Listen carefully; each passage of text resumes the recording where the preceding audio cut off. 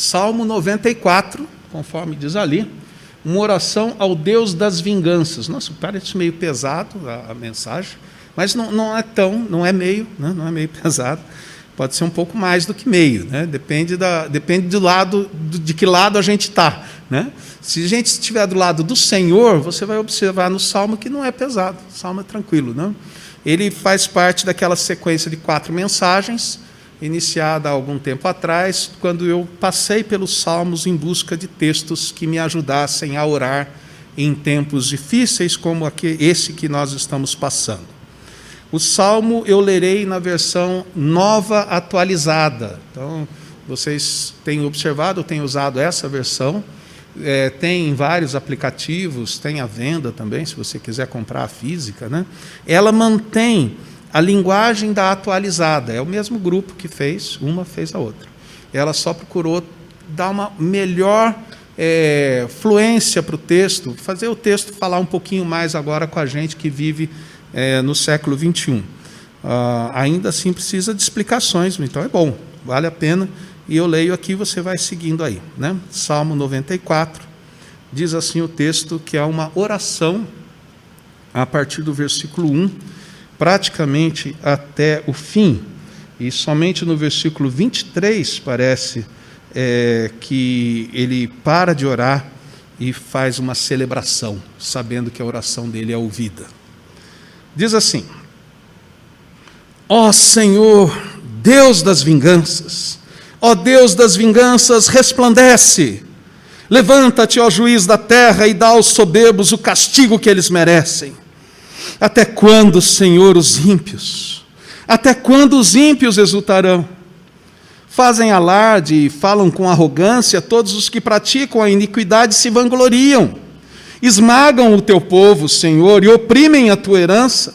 Matam as viúvas e os estrangeiros e assassinam os órfãos. E dizem: o Senhor não está vendo, o Deus de Jacó não faz caso disso. Prestem atenção, ó estúpidos dentre o povo, e vocês tolos, quando se tornarão sábios. Aquele que fez o ouvido, será que não ouve? Aquele que formou os olhos, será que não enxerga? Aquele que repreende as nações, será que não vai punir? Aquele que dá aos seres humanos o conhecimento, será que não tem sabedoria? O Senhor conhece os pensamentos do ser humano e sabe que são pensamentos vãos. Bem-aventurado, Senhor, é aquele a quem tu repreendes, a quem ensinas a tua lei, para lhe dares descanso dos dias maus, até que se abra a cova para o ímpio. Pois o Senhor não abandonará o seu povo, ele não irá desamparar a sua herança. Nos tribunais voltará a imperar a justiça, e todos os de coração reto a seguirão. Quem se levantará a meu favor contra o perverso? Quem estará comigo contra os que praticam a iniquidade? Se não fosse o auxílio do Senhor, a minha alma já estaria na região do silêncio. Quando eu digo, os meus pés vão resvalar, a tua bondade, Senhor, me sustém. Multiplicando-se em mim as inquietações, as tuas consolações me alegram a alma. Será que pode associar-se contigo o trono da perversidade que forja o mal, tendo uma lei por pretexto? Ajuntam-se contra a vida dos justos e condenam à morte os inocentes. Mas o Senhor é o meu alto refúgio. O meu Deus é o rochedo em que me abrigo. Sobre eles faz recair a sua iniquidade, e na maldade deles próprios os destruirá. O Senhor, nosso Deus, os destruirá. Enquanto eu lia, você deve ter observado que chega nos versículos de 8 até 11, ele como se falasse com as pessoas contra quem ele ora, né? Mas é uma coisa que está dentro do coração dele. Aquela hora que você está fazendo oração e você para um pouquinho e pensa um pouco na história, pensa no que está acontecendo. Então, ele ora e pensa, como você também às vezes faz, como eu faço. Às vezes, quando a gente começa uma oração, a gente não vai de ponta a ponta só falando com Deus, né? A gente dá uma paradinha, reflete um pouco sobre a vida, pensa sobre o que a gente está conversando. E aqui é muito interessante o jeito que ele começa a oração, porque lembra, aqui, não sei Se alguém já serviu o exército, acho que não, eu precisava do Dias aqui, ou alguém outro que teve que fazer guarda na madrugada para ser rendido de manhã. E ele não vê a hora do sol nascer, porque é a hora que ele vai ser rendido, né? O Marcão passou por essa, né, Marcão? Então é isso aí. Você está lá e não vê a hora do sol nascer, tá, e é o que ele está. Esse salmista vive numa época de trevas, numa época como se fosse uma noite longa, uma noite que se prolonga e não acaba, e ele não vê a hora do sol nascer. E para ele, quem é o sol? É Deus. Por isso que ele começa o Salmo no 94 usando essa expressão. Resplandece, Deus, levanta-te. É como se ele estivesse clamando para o nascer de uma nova época. Luz para o mundo que vive nas trevas. E vive nas trevas por quê? Por causa da opressão das autoridades. Do pessoal que usa o poder para oprimir o povo, ao invés de dar vida digna para o povo. Pessoal que usa das influências que tem para atrapalhar a história dos outros em benefício de si mesmo, de si e do seu grupo. Isso existia naquela época e estava acontecendo dentro do povo de Deus. É um salmo que fala de pessoas dentro do seu próprio povo que deveriam estar agindo de uma forma em favor dos fiéis, do povo do Senhor, do povo da aliança, e não estava fazendo isso. Ele pode ser estendido, essa oração pode ser estendida para povos cristãos também, lugares onde nós vivemos e passamos por momentos de noite longa. Então, se você acha que uma pandemia de 1 ano e meio está sendo uma noite longa, e quando eles falam que não vai parar ainda, vai demorar um pouco mais, então é um salmo que pode ser lido devido a essa noite longa, se houver autoridades aproveitando do movimento da pandemia, por exemplo, para tomar decisões que às vezes prejudicam o povo, ao invés de trazer paz e harmonia e, pelo menos, esperança no momento de tanta dificuldade.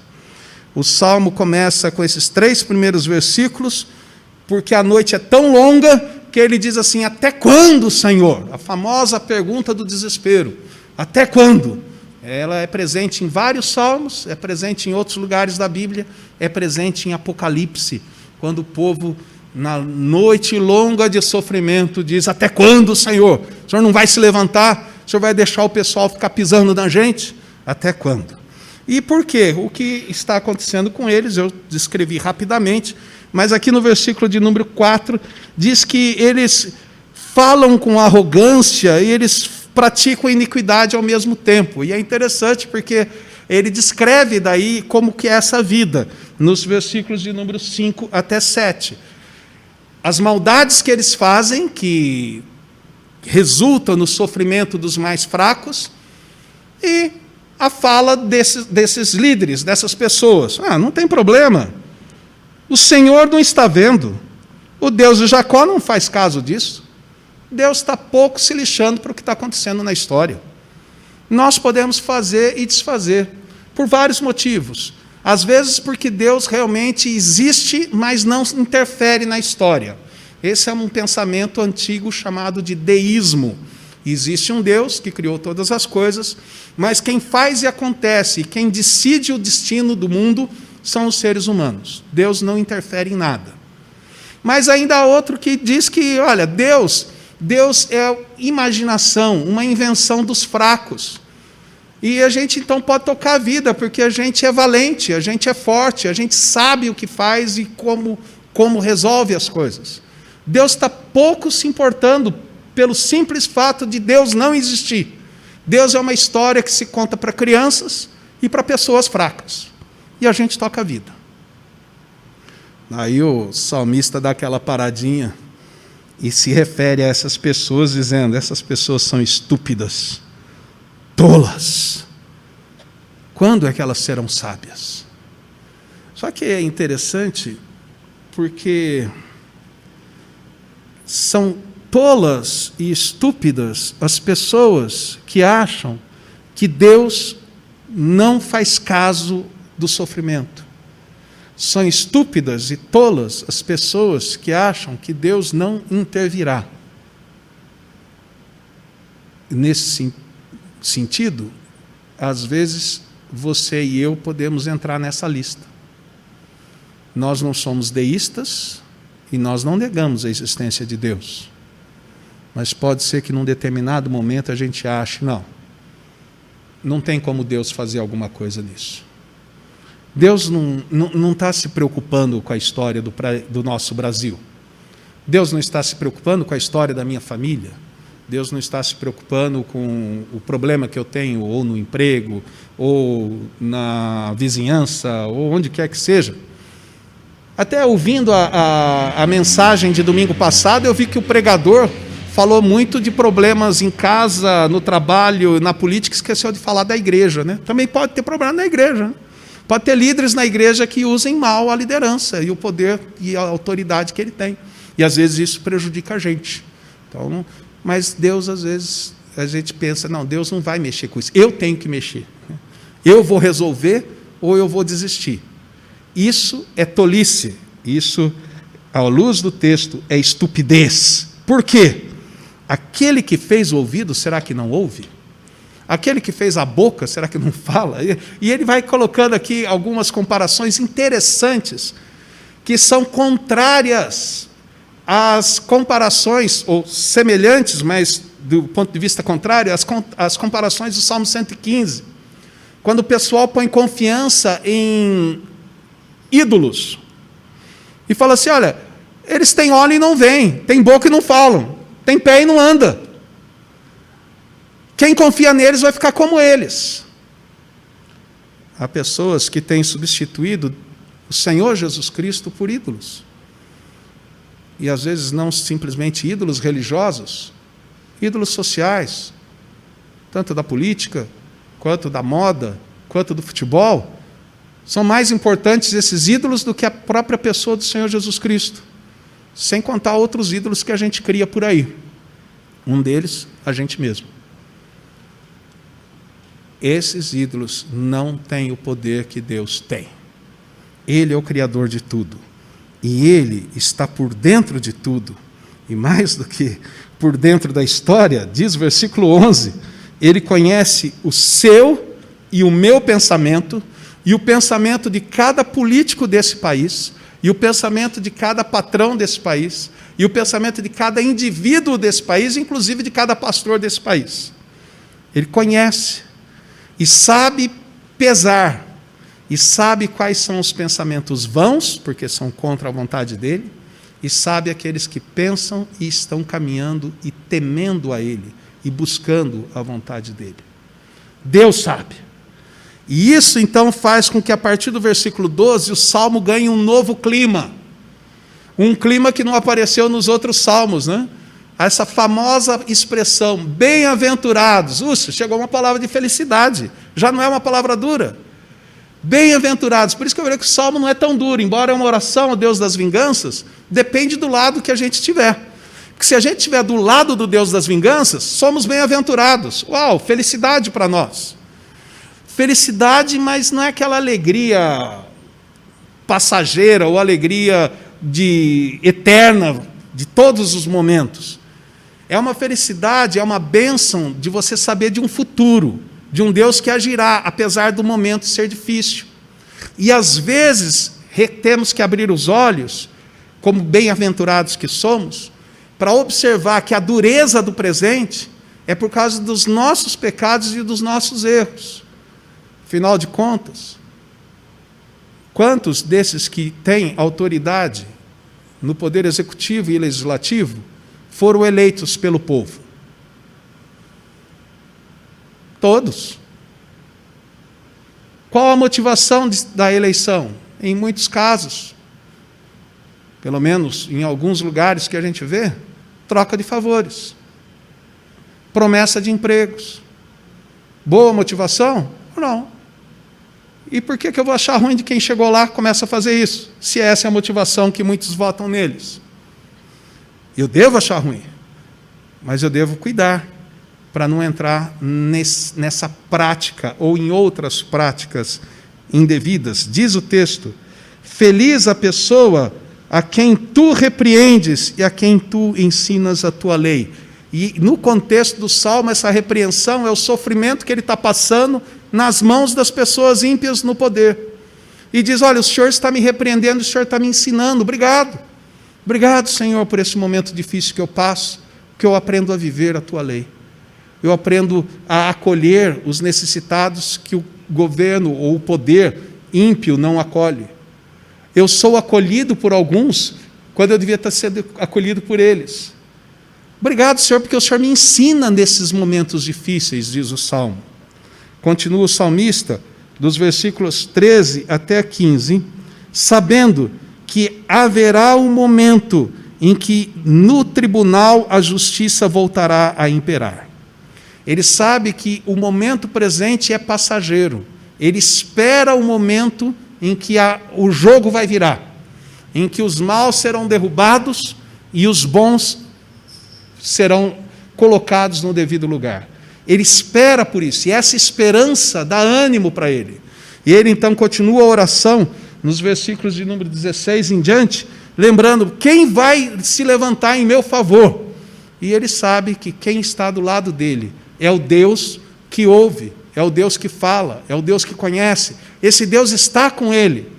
E é interessante, porque quando chega no versículo de número 18, ele diz assim, os meus pés vão resvalar, eu posso até achar que eu vou escorregar, mas a Tua bondade, Senhor, me sustém. E é muito bonito quando você observa que essa palavra bondade é a mesma palavra que nós lemos no primeiro Salmo, Salmo de número 118, na celebração de hoje, que falava lá no final que as misericórdias do Senhor duram para sempre. E falava no começo também, e falava no fim do Salmo. Misericórdia e bondade é a mesma palavra. Mas parece tão diferente, um pouquinho diferente uma da outra. É porque é uma palavra complicada.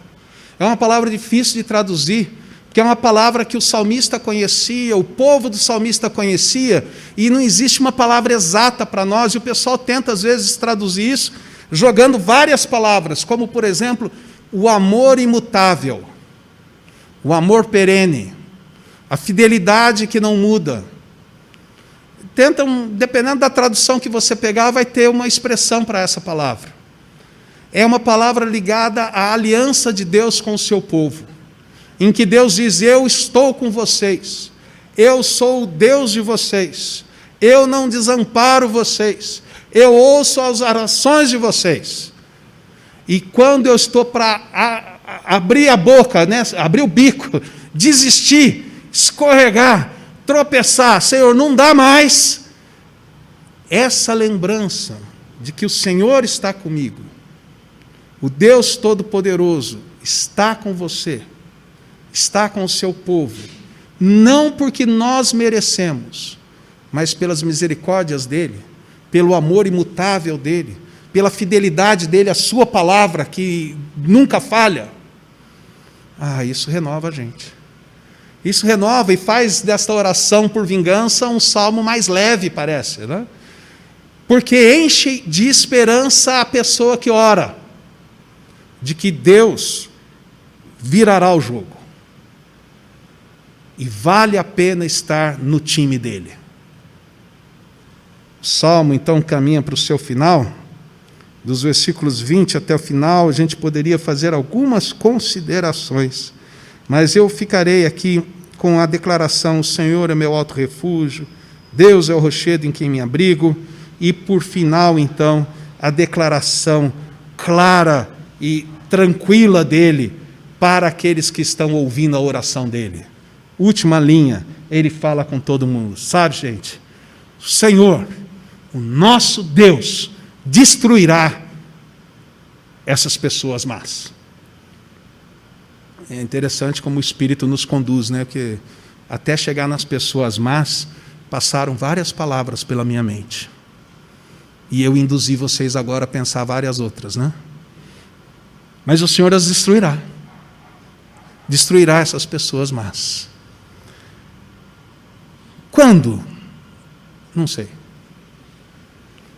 No momento certo, no momento de Deus, Ele virará o jogo. Por isso é importante ficarmos com Ele, orarmos e clamarmos, Senhor, a noite está longa. Resplandece, levanta-te, como o sol da justiça. É assim que termina o Antigo Testamento. Malaquias capítulo 4. A proclamação do sol da justiça vindo, que era a promessa da vinda do Messias, cumprida na chegada de Jesus Cristo, que traz a expectativa do reino celebrado na Eucaristia, e que Jesus Cristo, ao celebrar e instituir a Eucaristia, coloca um cumprimento maior na sua volta gloriosa. Então, plenamente, a resposta dos Salmos será na volta gloriosa de Jesus Cristo. Apocalipse capítulo 20, o grande julgamento, em que os bons prevalecerão, os bons porque estão em Cristo, e os maus que negavam a Cristo e achavam que Deus não dava bola para nada, serão condenados. E a justiça prevalecerá. Mas eu vou ter que esperar até lá. Essa noite vai ser longa. Será que eu aguento? Quando os meus pés estiverem para resvalar, que o Senhor nos faça lembrar do seu amor imutável, da sua fidelidade constante, que não nos abandona e nos segura. Porém, quando nós lemos as Escrituras, nós observamos que há visitações deste juízo de Deus. Por exemplo, no início da história do Senhor Jesus Cristo, havia um homem mau, um tal de Herodes, que queria matá-lo e tentou matá-lo. Mas, registra a história, morre louco. Para ter certeza que haveria choros na sua morte, ele mandou matar várias pessoas quando ele morresse. Pelo menos alguém ia estar chorando pelos outros, né? Porque por ele temia que tivesse festa. Mas aconteceu.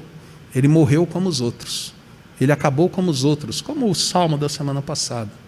Mudou o momento, mudou a história, mudou e houve um tempo para respirar, pelo menos em 3/4 do reino dele. Em 1/4 a coisa piorou um pouquinho, então José não voltou para lá. Na região que o José deveria morar, ele muda, e ao mudar, cumpre-se a profecia do Nazareno. Mateus capítulo 2, versículo final. Mas se você continua lendo a história do Novo Testamento, você deve se lembrar de um neto dele, de mesmo nome, Herodes, que teve lá uma ideia, na época do início da caminhada do cristianismo, e mandou prender Tiago, Tiago, irmão de João, né? E matou o Tiago, condenou à morte, executou. E o povo gostou, e ele ficou empolgado, mandou prender Pedro, e o povo gostou. Ele estava pronto para matar o Pedro, mas miraculosamente o Senhor o libertou da prisão. Diz Atos capítulo 12, onde tem essa história, que ele acaba viajando para o norte para fazer uns acordos com um país, com um grupo de pessoas que estavam em guerra com ele, em debate político, e eles fazem a harmonia lá, fazem todo o contrato de paz, e ele está sentado no trono, vestido de roupas belas, né, para grandes celebrações de acordos internacionais, e o povo fala assim: nossa, esse cara parece um Deus, a voz dele é voz de Deus, mas esse cara é demais. E ele fica todo cheio e fala: é verdade, eu sou Deus. E morre comido de vermes. E a igreja desfruta de paz. Há visitações na história. Eu só contei 2, uma do início da vida de Jesus Cristo encarnado, outra do início do cristianismo. Mas há centenas, milhares de visitações de Deus, em países, em cidades, em famílias, em empresas, onde Ele derruba os poderosos que achavam que podiam tudo e trazem novos momentos. Nós devemos orar para que o Senhor se levante e resplandeça e a sua justiça apareça. Quebre os braços, corte a língua, destrua, faça a justiça. Devemos orar. porque Deus está agindo na história. Pode a resposta vir na volta gloriosa de Jesus, que pode ser essa semana, quem sabe. Pode a resposta vir numa intervenção de Deus especial na história do nosso país. Pode. Mas nós temos que orar e não podemos abrir mão da palavra e do Deus da palavra, porque é nele, só nele, que nós temos esperança em noites longas. Bondoso Deus, nós te agradecemos pela tua fidelidade imutável, que nos mantém firmes. Nós te agradecemos porque o Senhor ouve a oração do teu povo. Por isso, oramos como salmista.